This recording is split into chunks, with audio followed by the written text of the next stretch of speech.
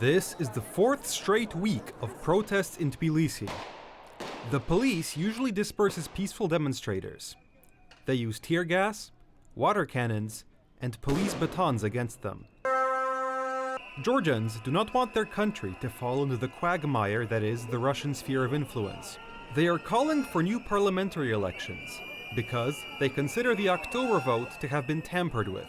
They want Georgia to move towards the West. The EU is only now reacting. After weeks of late-night protests, the detention of several hundred people, and many beatings. The country's incumbent president, Salome Zurabishvili, has called on the European Union to act and accuses it of half measures. But you all know where Georgians have been fighting day and night, Europe has been slow to wake up and slow to react. While European flags are being banned in Tbilisi, Georgians are still waiting for biting measures to come from Brussels and Washington.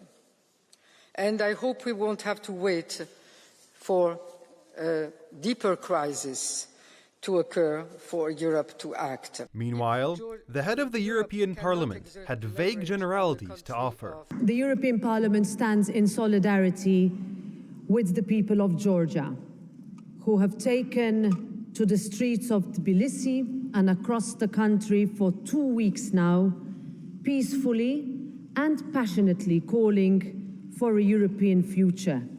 This Parliament firmly condemns the repression of the Georgian opposition and the use of force against peaceful protesters. The Georgian demonstrations are taking place under the slogan, "Wake up, Georgia." And I say, wake up, Europe, and stand with the protesters. What do you mean by, a lot can still happen between now and December 29th? What are you waiting for? For blood to be shed?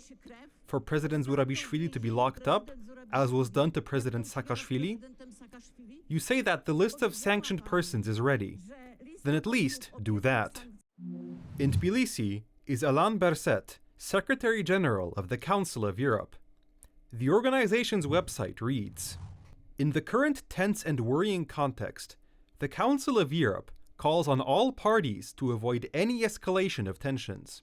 It urges the authorities to refrain from the disproportionate use of force and to respect fundamental freedoms, in particular, freedom of expression and assembly." More meetings with civil society this afternoon, and more direct accounts of violence by young people still bearing the marks of beatings. The Council of Europe has unique means to assess facts and deliver justice. Domestic courts are the primary actors of the system. Alain Berset held talks in Tbilisi with key representatives of the authorities and the opposition. His mission may be the first concrete step to help lower tensions in Georgia and convince the authorities that their version of democracy under siege and obeying the law as they understand it will not succeed. But can the authorities in Tbilisi take so-called European values seriously if, in Strasbourg, they saw the parliament that was there?